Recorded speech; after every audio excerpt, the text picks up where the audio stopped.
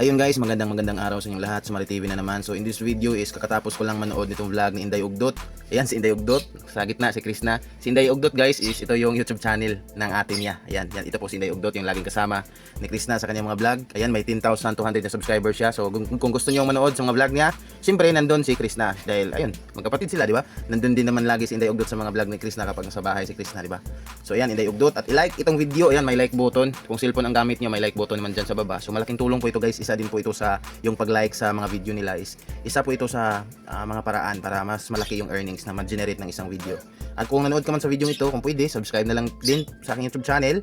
Ayan, nakasubscribe na kasi ako dito sa Inday Ugdot. At i-like nyo din itong video dahil malaking tulong na po yan sa akin.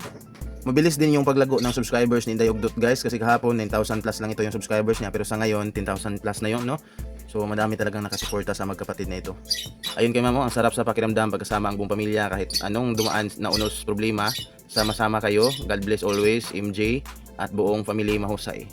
Ayun, ang cute ng baby, marunong na pala humawak si Chris na ng baby, masaya basta magkakasama ang pamilya. So syempre expected na talaga yun na marunong di ba, dahil may mga kapatid si Chris na. So syempre sino ba naman yung mag-aalaga kung busy yung nanay, busy sa sakahan, di ba? So syempre yung mga panganay na anak, so sila Chris na talagang naranasan din nilang mag-alaga ng baby na, pero hindi baby nila, kapatid nila, no? So yun, dahil kay Chris na, subscribe kita ate ni Chris na fight sa live permi paningkamo tug amping kanunay. So yun, so sana no yung 70 plus thousand na subscribers ni Chris na is mag-subscribe din dito kay Inday Ugdot, no?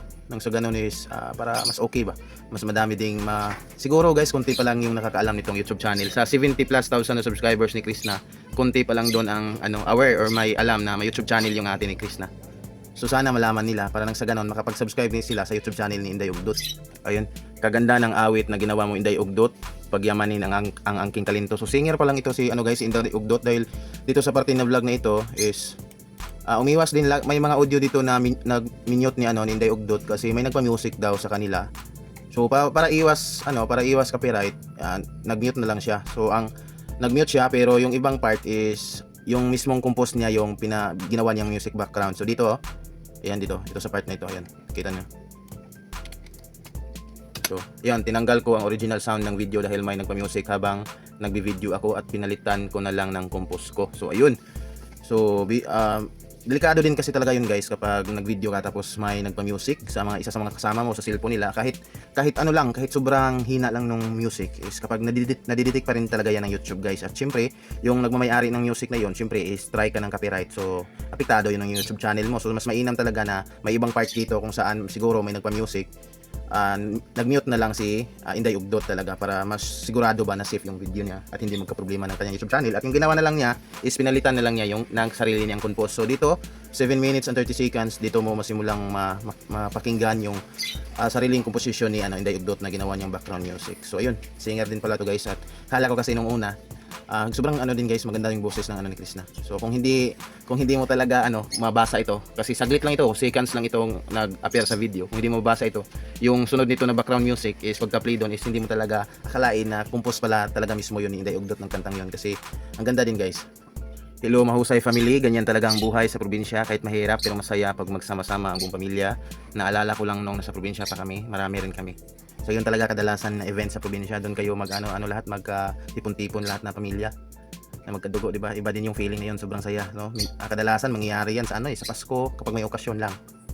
Hi MG, wow, ipagpatuloy mo lang ang pag-vlog. Ang mahal ni Chris na, mahal din namin. Ayun, vlog at upload ng lagi, malaking tulong sa iyo makamit mo din ang iyong pangarap. Ipagpatuloy mo lang ang pag-aaral mo. Ingat ang mahusay family. Ayun. So yun guys, ulitin ko dahil wala pang upload si Chris na ngayon sa oras na ito, sa para ngayong araw. So ibisitahin niyo din ang YouTube channel sa atin ni Chris na Inday Ugdot. Ayun, may naiyak pa sa kanta na ginawa ni Inday Ugdot, ginawang background music. Yan, grabe MJ, naiyak ako sa kanta. The best talaga kayong magkakapatid, may mga talento talaga. Ayun. Ang galing pala dahil nang mag-compose ng songs, sipagan nyo lang magkapatid na mag-vlog, dito lang kami. Support sa inyo. Ayun. Hello Ugdot, congrats, makakasahod ka na sa YouTube mo, galingan mo pa, God bless all with family mo. So ayun, so siguro nakakasahod na din ito si Ugdot sa kanyang YouTube channel. Depende kasi yun guys, kasi si Google or si YouTube mismo may papadala yung pin. Yung pin kasi yung isa yun sa mga rason na kahit medyo madami na ang kayong subscribers at may mga views ka, medyo matagalan ka talaga sa pag sahod, kasi yung pin minsan pinapadala yun sa inyong lungsod, sa inyong munisipyo, kung ano yung address na ginamit mo. So yun yung minsan yung nagpa-delay kasi minsan ma-delay kasi guys yung mga postman sa yung mga munisipyo munisipyo hindi dinideliver sa inyong mga ano talaga, mga barangay kung saan kayo. So yun yung nagpapatagal. So sa akin 2 days, 3 days na, hindi pala, 2 months. May ano kasi lang guys, may limit, 3 months yung limit diyan. Kapag umabot ng 3 months tapos hindi pa dumating yung pin mo. So magsisimula ka namang mag-apply ulit doon sa YouTube AdSense. So yun, bago ka sumahod, pero bago ka pagka monetize mo agad is may earnings na talaga yung yung mga video mo. Pero hindi mo siya pwedeng i-pay out, hindi ka pa pwedeng magbigay ng payment method kasi kailangan mo muna ng PIN kung saan si YouTube mismo magsisend sa'yo sa address mo, dadaan sa mga munisipyo ninyo. So yun po yung nagpatagal kasi minsan may iba na umabot ng 3 months bago natanggap nila. So ayun, bago ng 3 months, simula nung pagka-monetize sila, may naipon na silang earnings sa kanilang mga video. So halimbawa, pagkatapos ng 3 months, na-receive na nila yung PIN, pagka-login, pagka-fill up nila doon sa PIN, doon sa kanilang YouTube Studio, ayun, doon na yung naipon mong sahod sa simula nung na-monetize ka after 3 months, may ipon yun lahat. At syempre, pay out ka agad kung ilan yung naipon mong sahod pagkadating ng PIN mo. Kasi pag fill up mo ng PIN, hihingan ka agad ng payment method. Doon mo ilalagay yung mga ng card mo, mga ATM card mo, mga bank account, kung ano yung pipiliin yung payment method. So siguro itong si Ugdot sumahod na siguro ito kasi malaki din yung views ng mga video niya guys. Kaso lang hindi siya consistent mag-upload. So ayun dito sa mga last 6 video niya is upload, sunod-sunod yung upload niya, consistent siya. Araw-araw may isa siyang upload o yun. So dito lang nung unang mga video niya is malaki talaga yung pagitan. Ayan 3 months yung unang upload niya, so nag-upload siya ulit 2 months na. Nag-upload siya ulit 2 months din, dito 2 months sa isang buwan, tatlo lang yung upload niya. Dito naman naulit lang ng 1 month naman. So dito naman 2 weeks. So hindi siya consistent nung una niyang pagbo-vlog so siguro sa cellphone siguro yung may problema. Kasi ayun nga sinabi ni Chris na doon sa vlog niya nung nakarang araw kung saan binigyan niya ng bagong iPhone si Inday Ugdot na hindi talaga maganda yung quality ng mga vlog ni Inday Ugdot kasi magalaw kasi nga Android yung gamit. So at may nababasa sila na ayun pangit daw yung quality at magalaw yung vlog niya. So siguro sa ngayon ayun consistent na in 6 days sa loob ng 6 na araw consistent na si Inday Ugdot nag-upload ng video or vlog. So ayan siguro araw-araw na yan guys kasi may bagong cellphone na. Thank you din, shout out din kay Chris na doon sobrang generous sa kanyang family talagang deserve din talaga kay Inday Ugdot ayon kay Chris na kasi ito daw si Inday Ugdot ang ate niya is laging nandyan para kay Chris na sa panahong down siya So ayan guys, ulitin ko dahil wala pang upload si Chris na, search nyo din ang YouTube channel ni Ugdot. Manood kayo nang sa ganun ay hindi lang si Chris na yung susuportahan natin, kundi ang kapatid din niya para mas lalong mapadali yung pag-abot ng mga pangarap nila sa buhay. At excited na tayo kung kailan sila magpapatayo ng sarili nilang ng bahay nila ng mas talaga mas maganda, yung simentado talaga. So abangan natin yan, kaya para mangyari yan, support lang.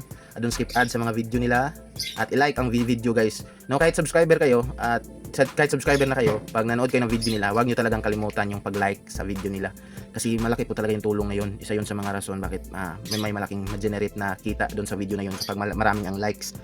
So yun guys, yun lang ang para sa video ito. Subscribe din sa my YouTube channel ko at i-like itong video.